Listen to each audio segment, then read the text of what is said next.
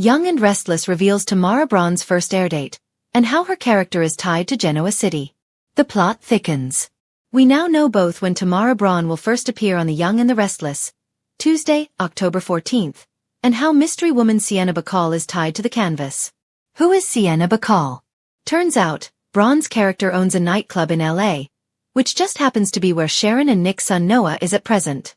And there's a mystery there, the Emmy winner tells TV Guide, which likely will tie Sienna not only to fellow Angelino Noah but to the show's New Chance, aka Detective Burrow.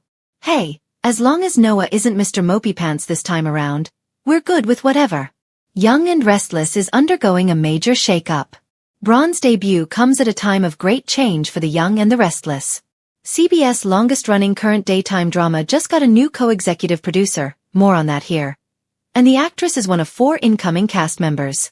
With former Noah Rory Gibson now playing Michael on General Hospital, Lucas Adams is stepping into the role. Ironically, he and Braun were mother and son Ava and Trip on Days of Our Lives. General Hospital ala Matt Cohen, ex-Griffin, will be walking the beat as Detective Burrow, and as for soap opera Roger Howarth, late of General Hospital, loving, guiding light, as the world turns and one life to live. His part is so hush-hush, not a clue has been dropped. Genoa City is about to feel a seismic shift. After weeks of buzz, whispers and fan speculation, The Young and the Restless has finally confirmed Tamara Braun's first airdate, and the details of how her character will weave into the complicated web of intrigue, romance, and corporate drama that defines the town. The Arrival. Her debut episode is set to air on October 21st, a date that soap fans are already circling on their calendars. It won't be a quiet introduction. Instead, her arrival will be tied to a long-kept secret that has the potential to ripple across multiple storylines, touching the lives of the Newmans, the Abbotts, and even the Chancellors. The episode begins innocently enough, with life in Genoa City unfolding as usual. Nicky Newman organizes yet another glittering charity event, Jack Abbott wrestles with his divided loyalties between family and business, and Victor Newman plots from behind his desk at Newman Enterprises, always one move ahead of everyone else. But as the gala begins, a hush falls over the crowd when the doors swing open and a striking woman steps inside. She is self-assured, graceful, and carries herself like someone who knows she belongs, even if no one recognizes her. That woman is Tamara Braun's new character, Dr. Miranda Kingsley, a brilliant psychiatrist with a past entwined in the very history of Genoa City. The secret connection. At first glance, Miranda seems like a newcomer, a professional brought in at Nicky's request to speak at the gala about mental health advocacy. But soap fans know better. No one walks into Genoa City without a reason. As the evening progresses, Miranda exchanges polite smiles and introduces herself to several core characters. Yet there's a flicker of recognition in Victor's eyes. It's subtle, but undeniable. Later, when he retreats to his office, Victor calls for his private investigator. Find me everything you can about Dr. Miranda Kingsley. Everything. What viewers will soon learn is that Miranda isn't a stranger to Victor, or to Genoa City. In fact, decades earlier, she lived there under a different name. As a young woman, she worked briefly at Memorial Hospital during the years when Victor was expanding Newman Enterprises. Rumors suggest she and Victor shared a fleeting but passionate connection, one that ended abruptly when Miranda left town without explanation. Now she's back, older, wiser, and harboring secrets that could upend the Newman dynasty. A tangle with the Abbotts. Jack Abbott, ever the gentleman, welcomes Miranda warmly. There's instant chemistry between them, though different than what simmers beneath the surface with Victor. Jack sees her as someone with integrity, someone who might help him steady his personal life as well as the stormy dynamics inside Jabot. But Miranda's connection to the Abbotts runs deeper than even Jack realizes.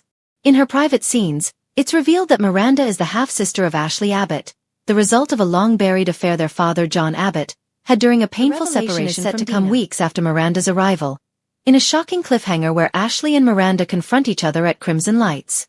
Miranda produces documents, letters, and even a photograph that proves her claim. Ashley, already battling her own inner demons, reels from the truth. Another sibling, another layer of complication in her already fractured identity. A lifeline for Sharon. Not all of Miranda's story is rooted in deception. One of her most compelling connections will be with Sharon Newman. As Sharon continues to navigate her new path, balancing her business, her independence, and her ongoing journey of healing, Miranda steps in as both a professional and a friend. Sharon, long known for her struggles with mental health, finds comfort in Miranda's understanding. Their sessions together will spark emotional, raw dialogue rarely seen on daytime television. For Sharon, Miranda becomes a mentor figure, someone who validates her strength and resilience. For Miranda, Sharon represents hope, a chance to truly make a difference rather than simply keeping secrets.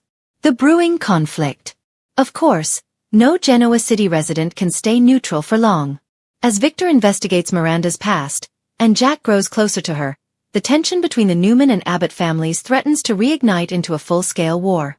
Nicky, ever protective, warns Victor not to get entangled with Miranda again, but his fascination with her is undeniable. Meanwhile, Phyllis Summers, never one to let a newcomer slide by unchallenged, begins snooping around.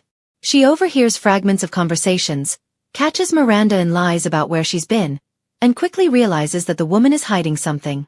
Phyllis sets her sights on uncovering Miranda's true agenda, sparking a rivalry that could prove explosive. Miranda's true motive. The first few weeks of Miranda's story tease her various connections, but the true motive for her return isn't revealed until November sweeps. In a late-night confrontation with Victor at the Newman Ranch, Miranda drops the bombshell. She has a daughter, and that daughter is connected to Genoa City in ways that will shock everyone. The whispers suggest the daughter could be a long-lost sibling to one of the Newman children, threatening the family empire. A potential heir to Jabot, throwing the Abbott succession into chaos. Or even a rival to Connor and Johnny, complicating Chelsea's and Adam's lives forever. The reveal is being tightly guarded by the showrunners, but insiders promise that it will send shockwaves that reverberate well into 2026. Tamara Braun's impact. Tamara Braun is no stranger to daytime drama, having captivated audiences on General Hospital, Days of Our Lives, and All My Children. But her entrance onto The Young and the Restless feels like a power move, not just a casting coup, but a chance to give fans fresh intrigue rooted in the legacy of Genoa City. The beauty of Miranda Kingsley's character lies in her complexity. She's not coming in as a villain, nor a saint, but as a layered woman with history, regrets, and unfinished business. She embodies the gray area that keeps soap fans hooked. Someone who could heal Sharon, destroy Victor, and unravel the Abbotts all at once. The final scene of her first episode. The October 21st episode closes on a cliffhanger worthy of Tamara Braun's reputation. After leaving the gala, Miranda steps into her hotel suite. She opens her suitcase and removes an old leather journal. Flipping through its pages, she pauses at a faded photograph tucked between the pages. A picture of her, a young Victor, and a baby.